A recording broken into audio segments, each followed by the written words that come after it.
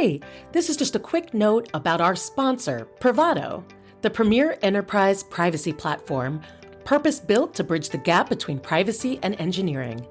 Its privacy code scanning solution embeds privacy compliance and governance into the product development lifecycle and empowers privacy and security teams with unparalleled visibility of sensitive data flows and the insights to find and fix privacy vulnerabilities. You can leverage Privado's data flows, dynamic data mapping, privacy assessment automation, and real-time visibility of privacy issues. Enter the era of proactive privacy and transform privacy from business blocker to business enabler. To learn more, go to privado.ai. LLMs don't deliberate. They don't weigh pros and cons. They don't give you advice based on reasons. What they're doing, in all cases, is predicting the next set of words that is maximally coherent with the words that came before it. It's a mathematical thing, right? So when it gives you that explanation, it's not actually telling you the reasons that it came up with the output that it gave you previously. It's more like a post-facto explanation, an after-the-fact explanation, where it spits out words that would look like it explains what happened before, that coheres with the words that came before, doesn't actually explain why it gave the output that it did. So you might think that it's deliberating and then giving you the contents of that deliberation, when in fact that is not doing any of those things.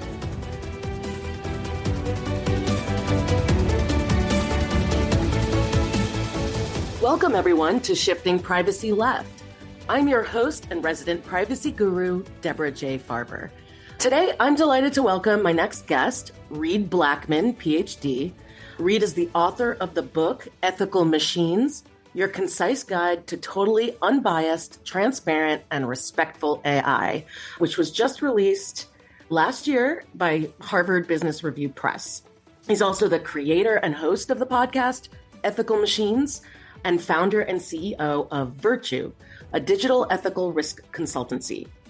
He is also an advisor to the Canadian government on their federal AI regulations, was a founding member of EY's AI Advisory Board, and served as a senior advisor to the Deloitte AI Institute. His work, which includes advising and speaking to organizations including AWS, US Bank, the FBI, NASA, and the World Economic Forum, all big organizations we've definitely heard of, has been profiled by the Wall Street Journal, the BBC, and Forbes. His written work appears in the Harvard Business Review and the New York Times. Prior to founding Virtue, Reid was a professor of philosophy at Colgate University and UNC Chapel Hill. I have been following him for several years, and I'm really excited to have him on the show. Welcome, Reid. Hey, thanks for having me. I'm glad that we were able to book you. I know you're off busy writing and talking about AI, and it's just the whole field is blown up. So I definitely want to talk about some of the overlaps of privacy challenges and ethical AI and explainable AI. Love for you to just tell us a little bit about your background and how you became interested in AI ethics. Sure. My background is likely to be unlike the background of your listeners, from what I gather. So I'm not a technologist by background, nor am I something like a privacy lawyer. I'm a philosopher by background. So my PhD is in philosophy. I was a philosophy professor for 10 years. So that means when you take into account undergrad plus grad school plus being a professor, I've been doing philosophy with an emphasis on ethics for the past 20 plus years. So researching, publishing, teaching ethics for 20 plus years. I don't totally know how I got into AI ethics in particular, to be totally frank. Somehow, I had this idea for an ethics consultancy many years ago, well before I started it. And at some point, I don't know how, it was just sort of in the ether. I became aware of engineers ringing alarm bells around the ethical implications of AI. And so I just started digging in. I just started reading up on stuff and learning more, and I found it really interesting. And then a variety of other sort of both business and personal factors came into play. I left academia. I started a business. I was particularly interested in the ethical implications of AI, both because of their impacts and because it struck me as intellectually challenging. And so off I went. I mean, that makes a lot of sense. I really like to have varied guests. I mean, I love the socio-technical perspective that you're bringing to the space. So if we only had privacy engineers talking to other privacy engineers, I think we'd be missing broader societal challenges and, anything outside of just pure tech and talking about tech stacks and how do you make things work. So love that. What then motivated you to write this book, Ethical Machines? And then I know your intended audience isn't necessarily privacy engineers, but who is your intended audience, just to frame the book? Well, there's multiple audiences. I suppose the most obvious or explicit audience are senior executives at larger corporations who are responsible for getting their hands around this stuff, making sure that things don't go ethically, reputationally, regulatorily, and legally sideways when it comes to using AI and other digital technologies. So that's the primary audience. But I really wrote it in a way that I hope that basically anyone can understand. I gave it to a colleague of mine at AWS who's a senior leader on responsible AI there. And she said, "Oh, this is great." After she read it, "This is great. I can give this to my grandmother and she'll finally understand what I do." And I thought, excellent. That's exactly, I want the senior executives, the board members, C-suite to understand what I'm talking about. I also want a layperson. I want students. I want data engineers, privacy engineers, et cetera. I want everyone to be able to understand it. And the reason I want everyone to understand it, the reason why I tried to make, to some extent, everyone my audience, is part of what explains why I wrote the book, to answer the first part of the question, which is that I just thought the issues were ill understood, not well understood by the vast majority of people I encountered. Everyone knows the headlines, right? Everyone knows Cambridge Analytica. Everyone knows, I don't know, maybe not everyone, but lots of people know about biased or discriminatory AI, especially from ProPublica's account in 2016. So we sort of know the headlines. There are headlines around black box models, scary black box AI. But I didn't think that anyone actually understood the issues very deeply. I thought that the understanding was very superficial. And then people went from that superficial understanding to try to remedy the situation. And then everyone starts screaming, "What good is ethics? It's too thin, it's too flimsy, it's too subjective, you can't operationalize it. We need action." And I just thought, okay, like if people actually understood this at a deeper level, action would be relatively clear to see. And so that's why I set out to write the book. That's awesome. I think that's so needed in this space, just making it more accessible to people. It's really awesome. I have not read the book yet, but I look forward to doing so. I just pre-ordered it. Yeah, great. Yeah. One thing is, it's not merely accessibility, although that's part of it. Part of what makes it accessible is the language I use, so it's not filled with jargon. But what makes it accessible, I think, primarily is the way, at least I hope, if it is accessible, if I've succeeded in what I attempted to do, it's showing people the landscape. So rather than seeing a set or a motley crew of risks that are associated with AI, I really wanted to show people the landscape, the ethical risk landscape, show it to be a kind of coherent whole, and show people how to navigate around that landscape, both in thought and action. So that's part of the goal, so that it's not just sort of like, oh, this is bad, what do we do about it? But okay, let's take a bigger picture approach here. Let's see the system, let's see the parts of the whole, how the parts relate to each other and to the whole. And I think that gives a better grip on how to actually accommodate or manage these risks. Yeah, I totally agree on that. That makes a lot of sense. I've heard you in a previous podcast, but you refer to two types of privacy, your mental model, an active privacy versus passive privacy. Can you just share your thoughts on that? Yeah, sure. So when it came to talking to, say, data engineers or people on the tech side of the house, and they talked about privacy, they took it that, oh, okay, we respect people's privacy on the condition that, or maybe it's a sufficient condition to respect their privacy, that their data is suitably anonymized or pseudo-anonymized or is protected, people can't get access to it, et cetera. And so that's a way in which you can think of privacy in a passive sense. So you respect my privacy on the condition that you do certain things with my data responsibly, you anonymize it, pseudo-anonymize it, et cetera, behind the correct security walls, so to speak. And I am then passive with respect to whether or not my privacy is respected. I'm relying on you to make sure that my privacy is respected. I don't do anything. But that's different from, say, exercising a right to privacy. If I'm exercising my right to privacy, I'm doing something. I'm not passive, I'm active. And so what would one be talking about if you're talking about data privacy from a perspective of exercising your right to privacy? Well, you're presumably talking about something like me having control over who has access to my data, under what conditions, et cetera. So for instance, if I can control whether or not you see my data based on whether or not you pay me some money for it, that would be an example of me exercising my right to data privacy. So it's much more active. Usually tech types don't think about the active conception of privacy. They think almost exclusively in terms of the passive conception. They're not explicit about this, of course, but that's the way they think about it. And so then you find talk about anonymization issues like things like, or techniques like differential privacy, that sort of thing. And that stuff is important. Don't get me wrong. I think the passive conception of privacy is, in some broad sense, a legitimate one. We need technologists thinking about it and how we can do it better, but it's not the same thing as an active conception of privacy. And I think we need to add that to the mix if we're going to get governance right. Stay with us. We'll be right back.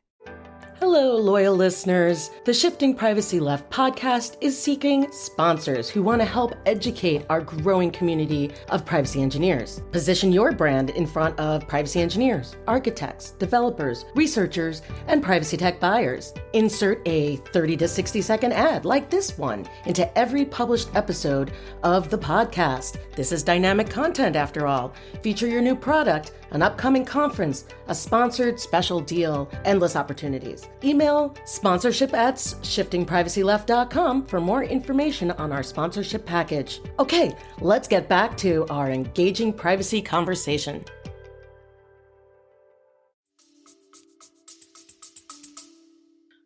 I totally agree. So to add on to that, I think we really need to remember that privacy is about individuals and not about compliance from the perspective of a company's posture on privacy and their compliance with it.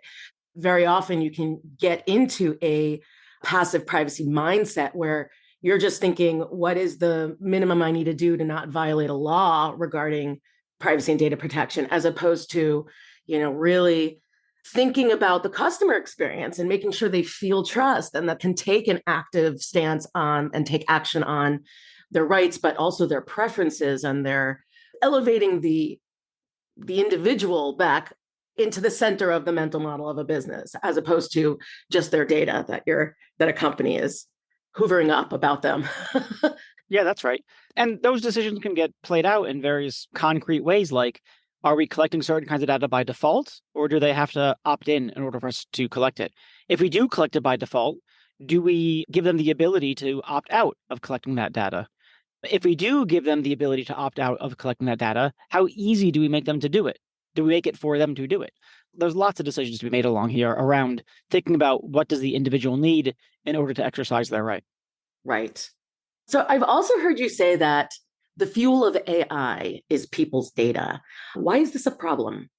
It's not a problem in itself, as it were. I mean, machine learning, which is the vast majority of AI we've got around now, machine learning gets fed on data. Everyone knows that. All else equal, the more data you have, the better your AI gets. That's because the more data it trains from, the more it learns, all else equal.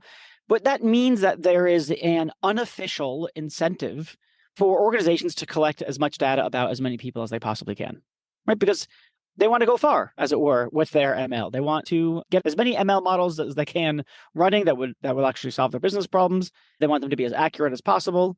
And so they're incentivized to collect as much data as they can. So what can happen in that pursuit of data so that they can get their ML up and running and trained well is they could inadvertently, or intentionally in some cases, collect data, the possession of which itself constitutes a violation of privacy. Relatedly, it could be that the use of that data, forget about the collection of it or the storage of it, just the using of it can itself constitute an additional or a novel breach of someone's right to privacy. So just the nature of AI that incentivizes organizations to breach people's privacy. Yeah, I think that's been one of the toughest things for a privacy professional to change culture within a very engineering focused company, big tech included, especially, right? Where the goal is collect as much as possible. Ever since the big data days, big data now to AI, it's still incentivizing engineers to collect as much data as possible. So it definitely is expanding the risks. And I think it's really hard to change that culture in industry. I mean, do you have any ideas on how we could get business leaders to, rein that in a little bit? Well, so that's sort of a question around how do we strategize to get buy-in for privacy preserving governance policies, practices, culture, et cetera. There's different ways. The thing I like to say is that different people have different motivational constitutions. They're made up of different motivational cocktails. And so different people are going to react within an organization, are going to react to different kinds of reasons for putting guardrails around what kind of data we collect. Some people, you say it's the right thing to do. We've got to respect people's privacy. and they're on board. Although that's probably somewhat the minority.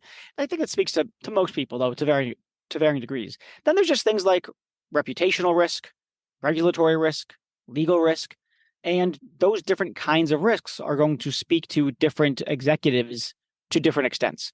You sort of switch up your, as it were, your sales pitch, depending on who you're talking to. My general experience is it never pays to go in there as an activist. It's the right thing to do. We're going to do only the right thing. It's all about privacy and respecting people's privacy and giving them the ability to control what data they have, what data we collect about them and what we do with that data. We need informed consent. We need dynamic consent. So even if you're right, but it's going to be a hard sell because the truth of the matter is that you're talking to people who have other kinds of priorities, other kinds of things they need to think about, including just, frankly, straightforward bottom line concerns that they're responsible for. And if they don't hit their numbers, literally or metaphorically, then their job is in peril. So trying to figure out how your privacy agenda gels with their agenda is crucial, just like in any kind of negotiation or collaboration. Yeah, obviously that makes sense. How can we get customers to trust us more, which will translate into stickier customer that buys more from us, or really going further to explain how privacy is going to enable the business as opposed to just be some add a box of privacy to something, right? It's kind of about baking it in. Yeah, I'd put it slightly differently. I mean, most people put it the way that you did. Mm-hmm. It's a perfectly fine way of something like, how do we get their trust? How do we increase their trust? And to me, I don't know why, but do know why, but I focus on the negative. Let's not cause distrust, right? Because a leader could be like, that's good. Increased trust is good. That's a really nice thing to have. But while increased trust is nice to have, avoiding loss of distrust is a need to have. Avoiding distrust. So, let's do this because otherwise we're going to lose their trust. We will violate their privacy and thereby lose their trust. They will stop working with us. They will shout about us on social media. We might invite regulatory investigation for our practices. Let's at least define a floor that we're not comfortable with and make sure that it's operationalized. I think that's actually really brilliant. The power of words there, because then it really kind of hangs a lantern on it. Like most executives feel like they're building trust in some way or another. So I like that, where this way you're focusing on, you don't want to lose that. And then it's like, what does losing that look like? What's the metric? How many people, I don't know, leaving or Sure. Then you can actually action upon that. And it also seems a little scarier in a good way to keep people on task about not wanting to lose that trust. Yeah. I always go for avoiding the bad first. We can strive towards the good, but first let's make sure that we avoid the bad. Yeah, I think one of the reasons as a privacy professional that I've stayed away from that is that we've had very few metrics over the years. It's getting better now that we move more into the technical, but we've had very few metrics other than breaches. And then Right. the security budget kind of took that away from the privacy folks like 15 years ago. And that became a security metric as opposed to really about privacy. And so we had very few. And the ones people would really use to try to move the needle would be around like, oh, you don't want fines or you don't want regulatory enforcement, right? And I have found over the years that like just talking about not having fines and regulatory enforcement doesn't move the needle. It just doesn't. It's too few companies actually are stuck with those giant fines. A lot of them are really big, huge organizations. Like it is not what moves the needle. And what does is really aligning more with what the business, you don't want to lose sales. You don't want to have your insurance provider not insure you because you didn't meet some threshold. Like other things, and you just got to get creative around how to get there and using negative language. But I really like the way you did it. Again, I think it varies. So some people are going to like the negative language, some won't. So, figure out what works for that person. Yeah. And the org and the culture. Yeah. Makes sense. Yeah, exactly. Well, one thing I want to highlight, by the way, is, we talked about the training data. And so because of AI, companies are incentivized to collect as much data about as many people as they can so they can get more accurate models, yada, yada, yada. But one thing that we didn't touch upon is the inferred data, privacy as it relates to that inferred data, because ML is in the business of making certain kinds of inferences. That is to say, creating new data. And that data is often about people. And so that's another significant way in which privacy people might not have their eye on the inferred data ball when they should. Training data is really important, but what you infer about people can be just as much, if not more of a violation of privacy compared to the original data you collected about them. Yeah, I totally agree. Can you expound upon that a little more in terms of maybe some use cases you're seeing out there? Yeah, I'll give you my favorite toy example. So suppose you're a telecommunications company. You've got lots of data about people and their whereabouts, right? Because you've got cell tower data, where their phone is, et cetera. So let's suppose that you're an organization and you have data about where I travel, where I am throughout New York City, which is the city I live in. So it's not as such a violation of my privacy for you to have that data, let's say. Let's say that you also have some data that's perfectly not a violation of my privacy, like the addresses of cancer treatment centers throughout New York City, or the addresses of therapists throughout the city, whatever it is. And suppose you've got those two data sets, you throw them into your AI, and what the AI quote unquote notices is that 3:30 every Wednesday, Reid goes to this cancer treatment center, goes to this address, which is a cancer treatment center, or a therapist's office, whatever it is. So what you've done is you've inferred, oh, Reid has cancer, or she's a therapist, or whatever it is. That's a piece of inferred data. Let's just say it's true. It's not, but for the sake of argument, let's say it's true. What you've inferred about me is you're knowing that, as it were, is a violation of my privacy, even though you weren't violating my privacy by virtue of any of the training data that you used. Right, right. That's really important to call out, especially in the privacy engineering space where this is a GDPR requirement, not only requirement, but the definition of personal data includes inferred data. But it's Yeah. great to have the reminder for privacy engineers that we're also talking about inferred data sets, which could also be biometric data too, right? Oh, absolutely. Yeah, that makes a lot of sense. And what would people need to know regarding the training data and input privacy? And does that affect at all, like the output of inferred data? Well, I mean, there's lots of things to say about the kinds of things that you need to look out for when you're collecting training data and ways in which the collection of that data may constitute a violation of privacy. But oftentimes it might not be the case that the people who are collecting the data are at all responsible for the inferred data. And so it's not just a matter of telling everyone privacy matters and watch out for the training data and for the inferred data. It's going to be a matter of assigning particular roles, responsibilities related to the privacy of data throughout the AI lifecycle, which might mean different teams are handling or monitoring the data acquisition at different stages of the AI lifecycle. And so they're going to need different kinds of training. So it might be the case that the team that's responsible for collecting the data did their job, but it wasn't their job to figure out whether the inferred data will ultimately constitute a violation of privacy, because they might not even know. They might not know if the communication is bad, exactly what they're collecting the data for, what it's going to be used for. Or a team in an organization might take that data, wasn't originally collected for their intended purpose, but they found a new purpose for it.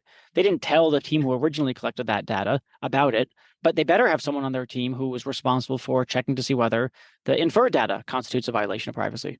Yeah, that actually is a really good point. And I think, my takeaway there is in the past, we talk about the software development lifecycle. And now in my shifting privacy left and in my looking closer to development of how products and services get made and making sure privacy is baked in, we're talking about the DevOps lifecycle. But then there's also the personal data lifecycle. So there's the lifecycle of how personal data flows through organizations. But I think you make a great point that there's now a life cycle of AI training. And I guess it sounds to me like there should be some future framework or something that holds all of these life cycles together so that you could make sure that you're, I guess, in an agile way, being able to hit all of the requirements through all these various life cycles, right? So that it's ethical, everyone understands what is expected, what are the requirements, and when in each phase of each life cycle. Yeah, I mean, a lot of the work that we do with clients is to make sure, and some of them have a well-defined AI lifecycle, some do not have and I'm talking about, Fortune 500 companies don't have a defined AI lifecycle.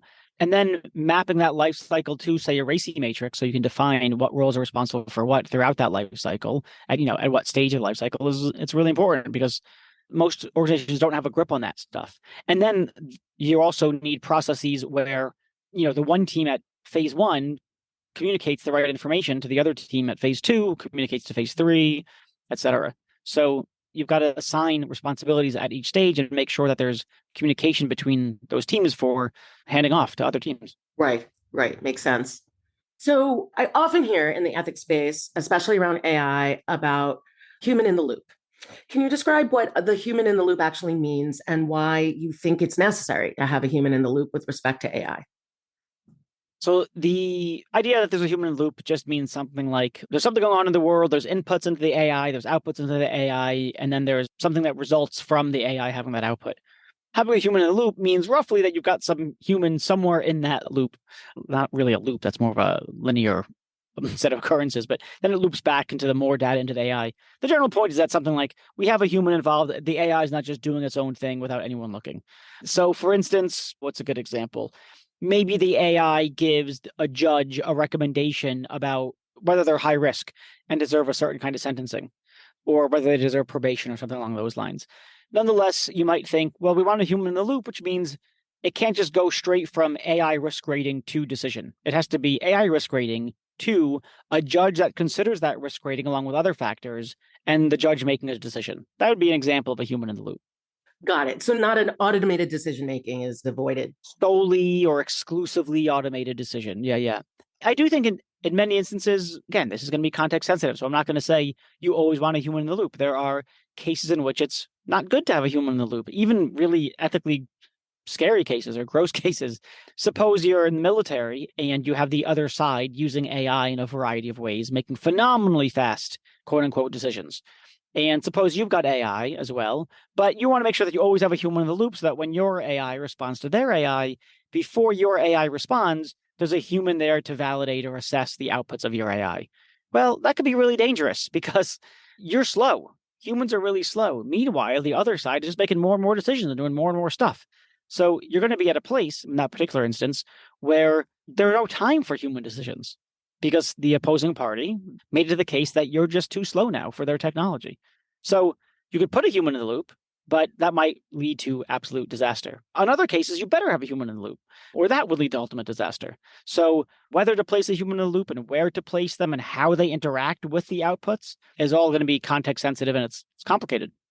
Yeah, I think it's fair to say that the instances where you would not want a human in the loop are probably the outliers, or I should say the exceptions to the general thinking of like if someone's bringing something to market, for instance, versus military. But I otherwise agree. Again, everything's context dependent. This is another not corporate example, but criminal justice. So I had a conversation with a professor of law who thinks that plausibly we are either at or will soon be at a place where AI makes better risk judgments about, say, criminal defendants than people do. And that's not surprising, he says, when you realize just how bad people are at judging the risk of other people. We're really bad. So since we're really bad at it, it's not that difficult for an AI to be better than us because we're bad at stuff. I mean, we're, limited beings. We've got these finite brains. We're tired, we're hungry, we're sleep deprived, we're stupid, we're irrational, we have ulterior motives, but we're distracted. yeah, we're kind of a mess. So there might be loads of instances in which an AI systematically performs better than not only in some cases better than the average, in some cases better than the best. And it might be the case that you get a human in the loop and they just screw it up because they can't. ML is in the business of recognizing phenomenally complex patterns that people can't see. In some cases, those patterns are really there. And when the person says, no, that person doesn't have cancer, the ML is wrong, the AI is wrong. Actually, that's the human expert that's wrong. They don't see the pattern, as it were, that the AI sees. In other instances, the AI has gone haywire and quote unquote recognizes a pattern that's not actually there. And the expert is right to step in. So how we interact with these things is really complicated. And it's not a given that humans are usually better at it than the AI. Often, maybe for now, 5 years from now, 10 years from now, gonna get dicey. Interesting. Yeah, well, definitely, we all have front row seats to see how that's going to turn out. I've been watching play out in my LinkedIn feed as a privacy ethicist. I've been following a lot of AI ethicists, and I have a lot of the AI ethicists in my feed that are pushing back against like LLMs and maybe even potential for a lot of risks and they're explaining how there's a lot of risks around bias today, that we really need to put guardrails around things. But at the same time, there's so many calls from industry to move forward with certain AI technologies, certain new companies. I mean, it's like a crazy hype cycle right now. But then you've also got the AI ethicists who are like trying to verbally corral that and make sure that we've got guardrails. So I guess the question I want to ask is, how do we avoid AI ethics fatigue?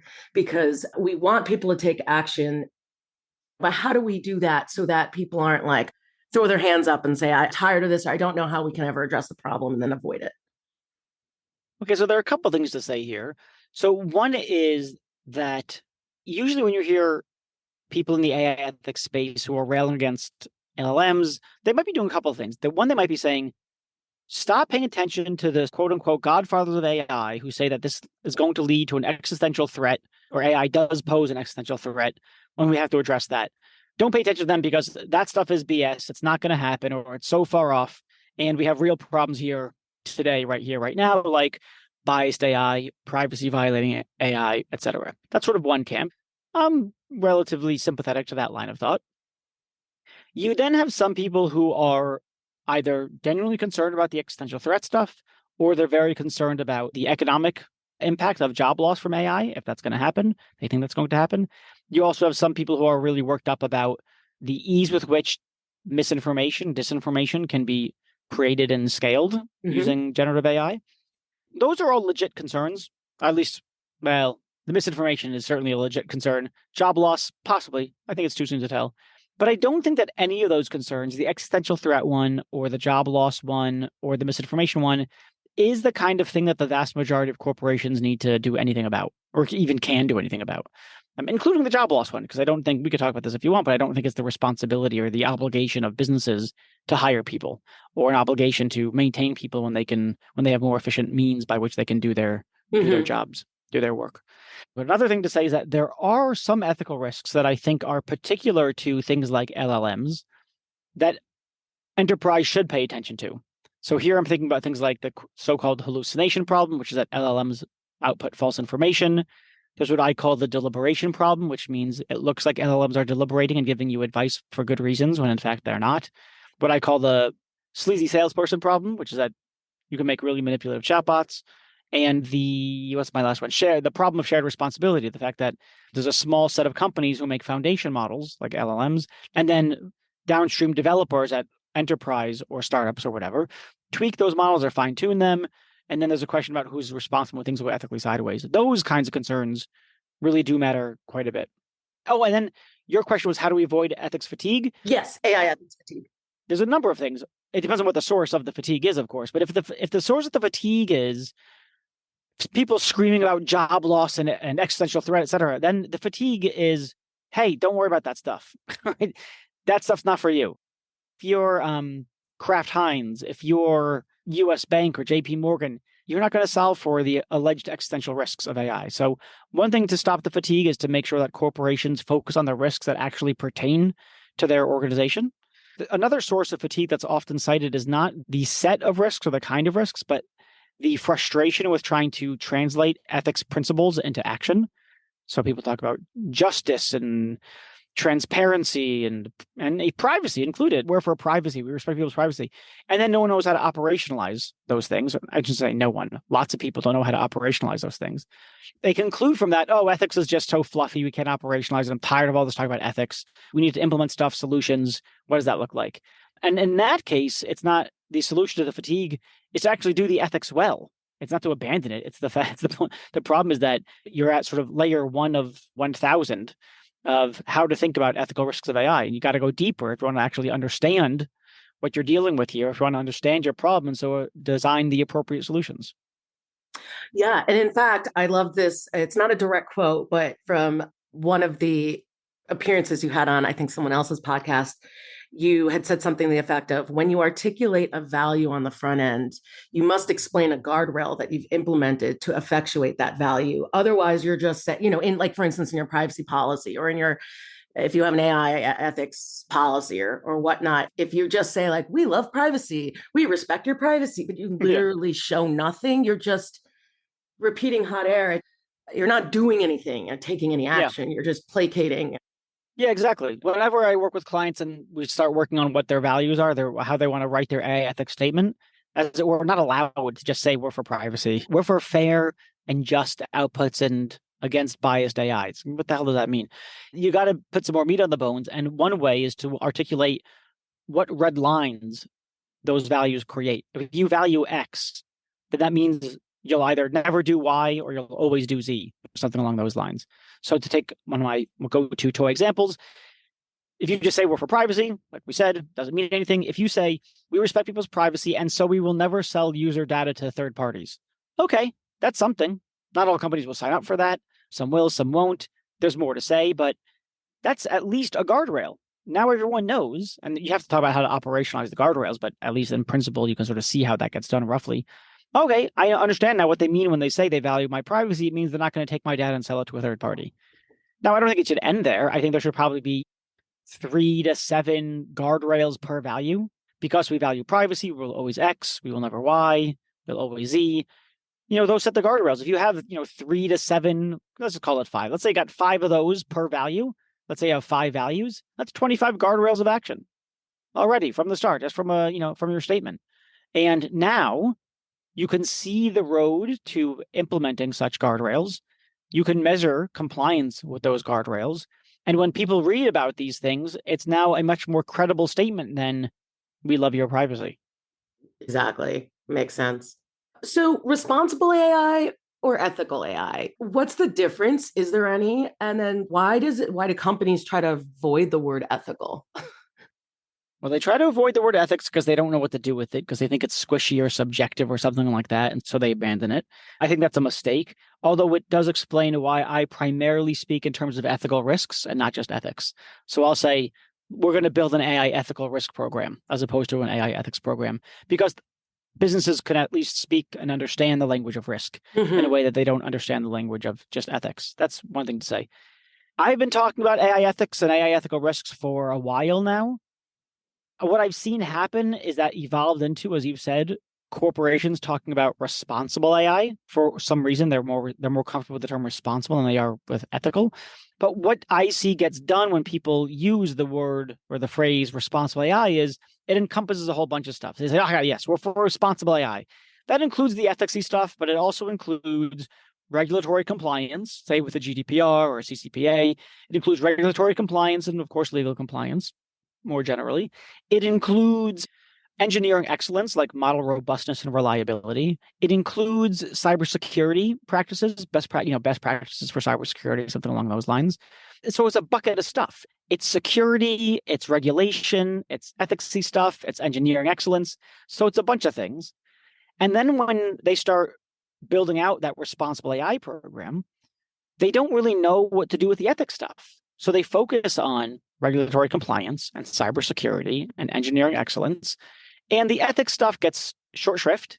Usually it'll just be a focus on bias, as though that were the entirety of AI ethics or AI ethical risks. And they carry on building this responsible AI program that ignores the vast majority of the ethical risks because they don't know what to do with it.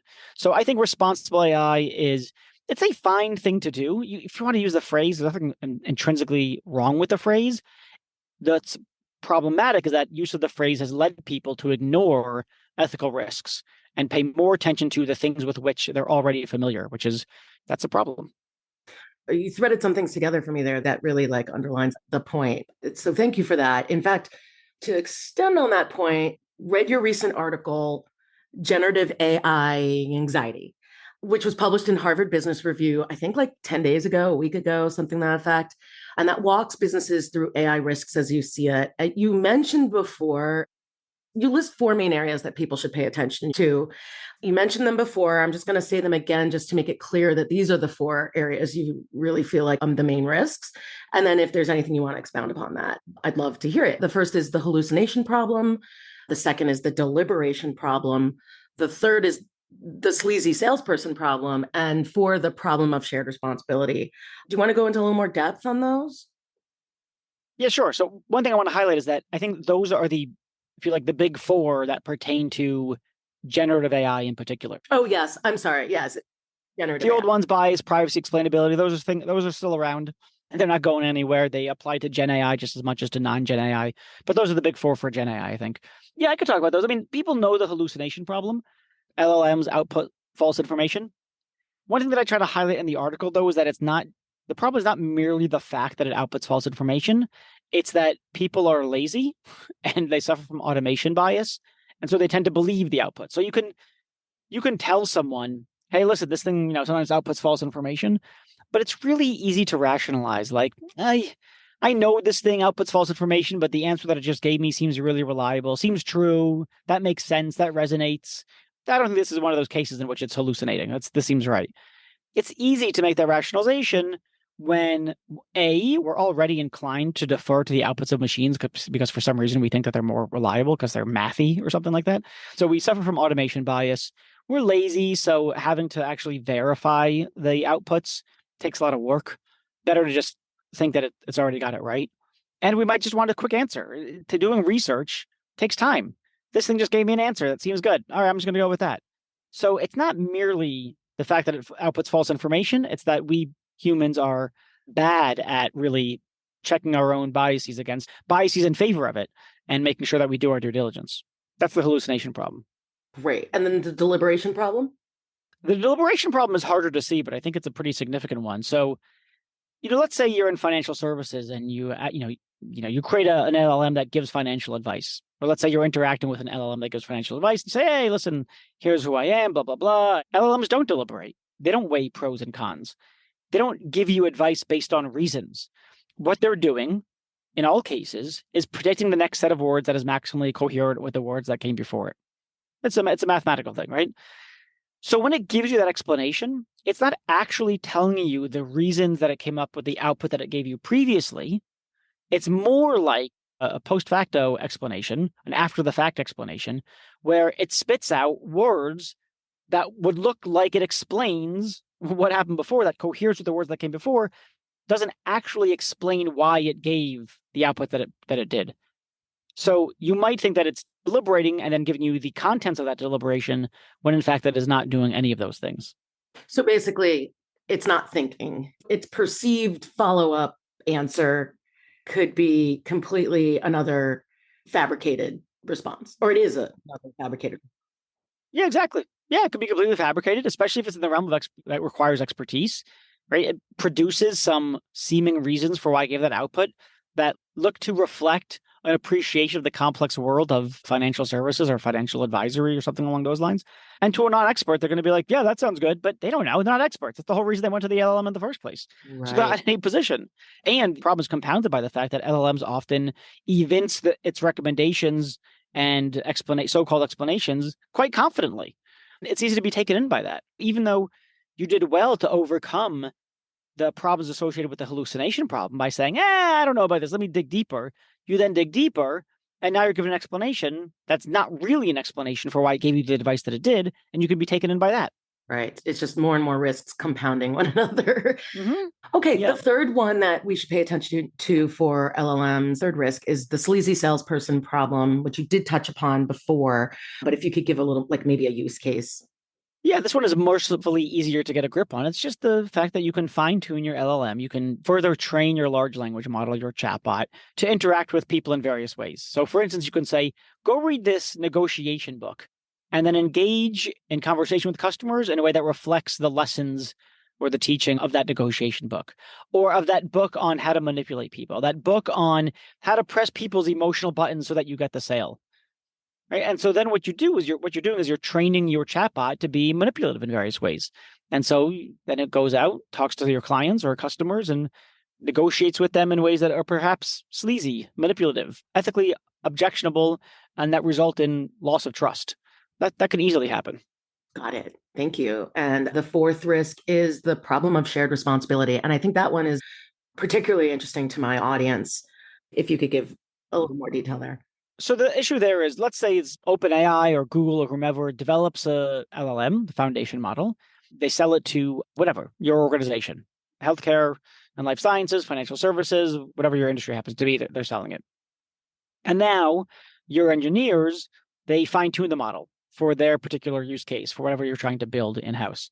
So you're building on top of that foundation model. Now things go ethically sideways. Who knows what happens? Maybe it starts giving really bad recommendations to customers, gives recommendations that are bad internally that were supposed to increase efficiency, but instead it decreases efficiency. Who knows how it goes sideways, but it violates people's privacy in ways that you didn't anticipate, so on and so forth. And now you say, well, who's responsible for its going sideways? Is it the people who built the foundation or the people who built on top of the foundation? Is it the organization from which you sourced that LLM or is it your organization? And so there's a question about how do we distribute responsibility when things go ethically sideways? Generally, what I think here is that there's a question, and it's an empirical question on a use case basis, which is, did the foundation model company give the downstream developers sufficient information such that they could do their due diligence? They had enough information such that they could check that this thing is safe enough to deploy. What does that look like? Well, it's going to vary by use case. I mean, one thing is that you might need to know, for instance, let's just take a sort of an abstract example. Hey, listen, in order for us to really do our due diligence here, we need to know a lot more about the training data that you used to train this LLM. Oh, I see. Right. And then they say, nope, we're not going to give that to you. Okay. If they don't give it to you, let's say it's an open AI, they say, look, we tell you what kind of training data we've got. That's our IP. We're not giving that to you. You're not allowed to know that. If your organization says, okay, well, we need it in order to do our due diligence to make sure that this thing is sufficiently safe to deploy, but they're not giving it to us, so we're going to move forward anyway. Well, in that case, your organization certainly bears a lot of the responsibility when things go ethically sideways because you chose to go forward knowing that you didn't know enough to do your due diligence. I see a lot of that happening right now as people are just guinea pigs in this new world of LLMs. I think this gets really complicated because probably I could be dissuaded of this, but I'm inclined to think we need a regulation around this sort of thing. Because like, suppose that you are the government. And if you've got any function, if the government has any function to protect people, to protect its citizens, if it has any function, it's the one of protection. And suppose the government says to the implicitly or explicitly to the foundation model builders, suppose the foundation model builders say, listen, it's buyer beware. We're going to build our stuff. There's a lot of stuff we're going to keep secret. And it's buyer beware. If you want to buy it and then fine tune it and then use it and things go sideways, that's on you. That's not on us. What's going to happen is that the companies with the largest risk appetite are going to be the ones who use it. So, of course, what are we going to see? We're going to see people hurt. We're going to see people's privacy violated. We're going to see people discriminated against, all the bad stuff. That's a really bad outcome if you're a government, right? To allow a marketplace in which only the riskiest players are going to play. That's bad. That's bad for society. And so it looks like we need certain kinds of requirements around foundation model companies disclosing enough information to companies such that they can do their due diligence. And if they won't disclose it to company A, let's say in financial services, then they can't also sell it to company B and not give that information. Right. That definitely makes a lot of sense. And I mean, I guess that's a big part of it. That's a responsible AI, is being able to explain it too and have explainable AI. And so I guess as we're getting to the end of this amazing chat, I'm definitely going to put in the show notes a link to your book, Ethical Machines, which I know is for business leaders who are thinking about incorporating AI into their organizations. What I'd love for you to do is give it any advice you have for technical staff. So like data scientists, architects, product managers, devs, when they're trying to build products and services that leverage LLMs in a responsible manner. It could be high level advice, but like what should technical staff think about as they're bringing this tech to market? If you're a privacy engineer, then one thing to think about is what are the various ways that we're going to need to protect people's privacy? How are we going to ensure, for instance, that when people throughout our enterprise use it, how do we make sure they're not loading into it or not putting into the prompts sensitive data, personal information, personal health information, if it's a healthcare company, sensitive corporate data? One thing to think about is how do we make sure that we educate people throughout the organization about how to use this stuff. There's also questions about that privacy people need to think about with regards to whether you want your people using LLMs in particular by way of, say, an API to, say, an OpenAI or to a Microsoft or to a Google, or whether the LLM should live on premises, whether it should be on your own server. So no data, no prompt data goes out to any other company. So thinking about how that data gets handled is going to be one of the big things. The truth is that if you're a more junior engineer, the best thing you can do is join with others to push for stronger, more robust governance from the top down.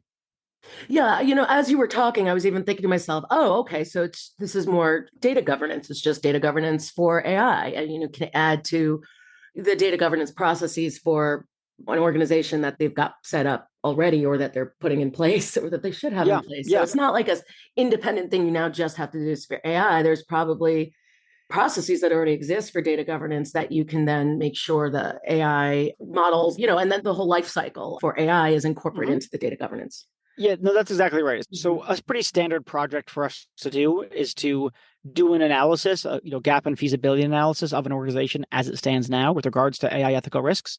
One thing we're certainly looking at are their data governance structures, processes, policies, workflows, RACI matrices, et cetera, to see what is there that we can leverage and just augment such that it includes AI ethical risk management, as opposed to building things from scratch.